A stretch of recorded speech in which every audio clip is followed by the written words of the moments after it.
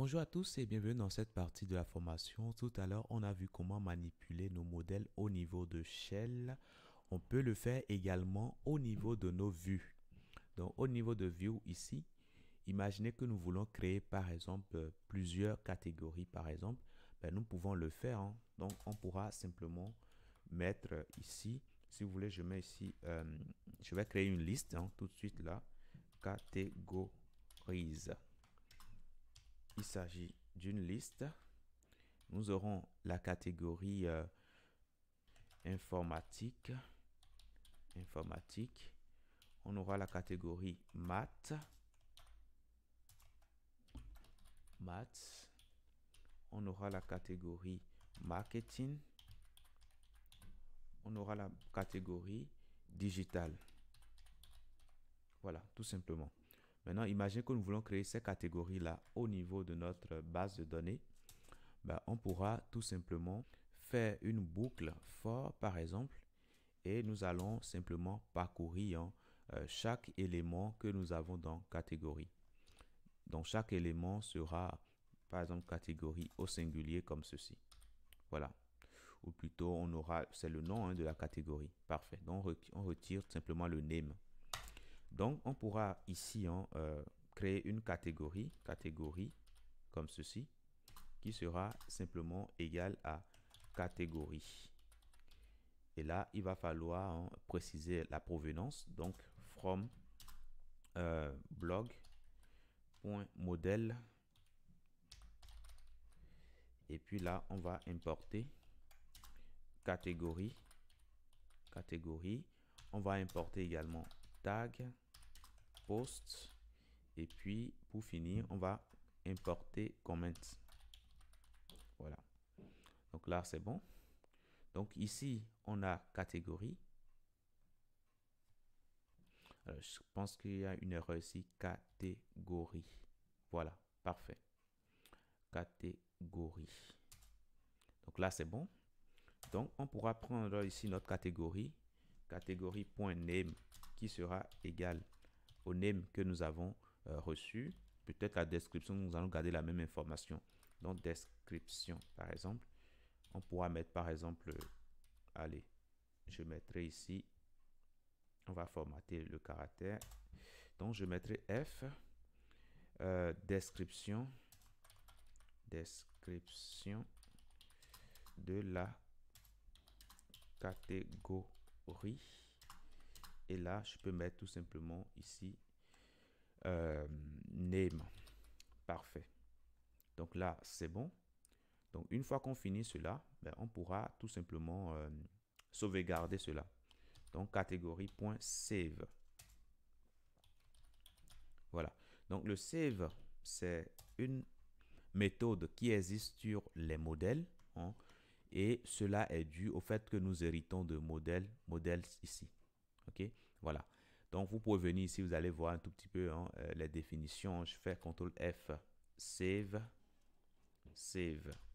Ici, vous voyez, je vois bien la définition de save ici. Donc, ça nous permet simplement de sauvegarder nos modèles.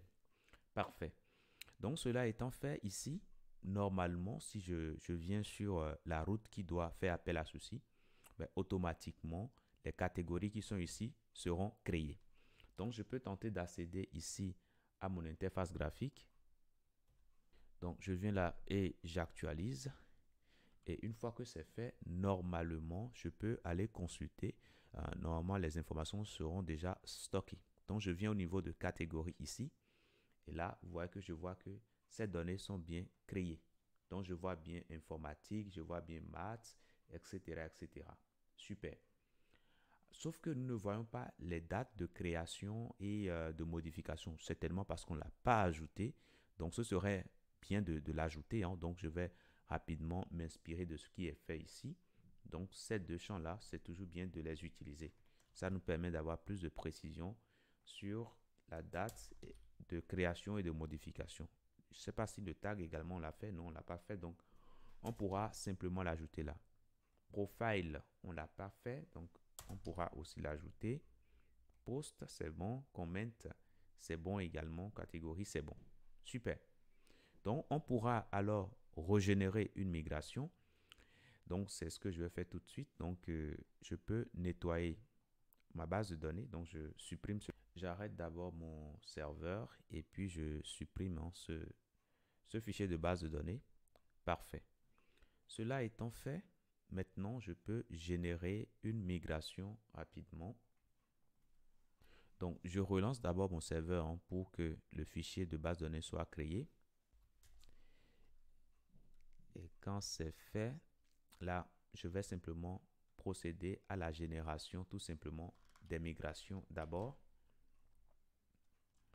Donc ici, je pourrais mettre tout simplement make migration. Comme mes fichiers ont changé, donc je fais cela.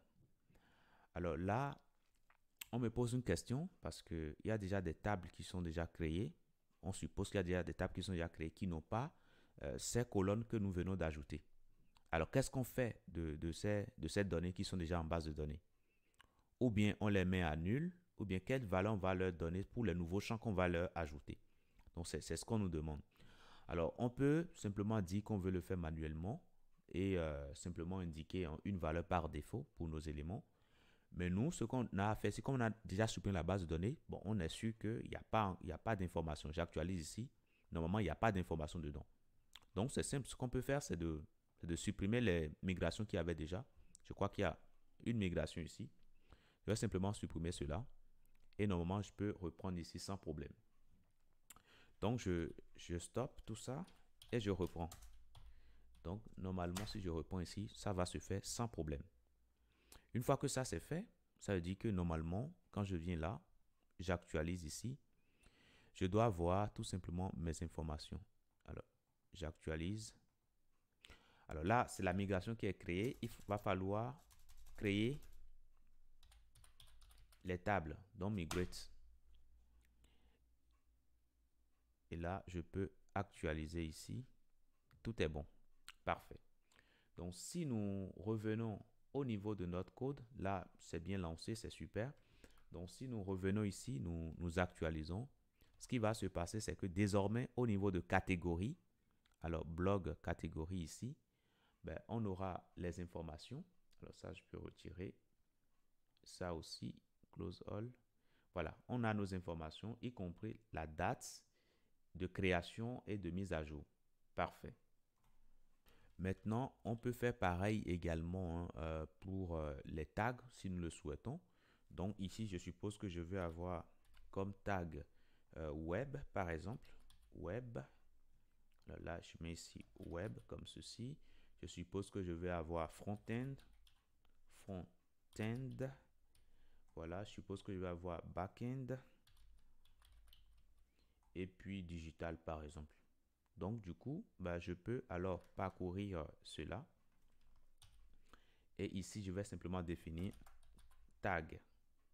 Donc là, ce sera le tag que nous allons modifier et stocker par la suite. Voilà, donc je fais comme ça et normalement c'est bon. Donc il suffira pour moi de revenir ici, d'actualiser. Et une fois que ça c'est fait, bah, il faut juste vérifier maintenant au niveau de bloc tag. Normalement, les tags seront créés et là, nous voyons bien nos tags. Ça, c'est très bien. Maintenant, dans la prochaine partie, nous allons écrire un petit script qui nous permettra de remplir les postes rapidement. Je vous dis merci et à tout de suite.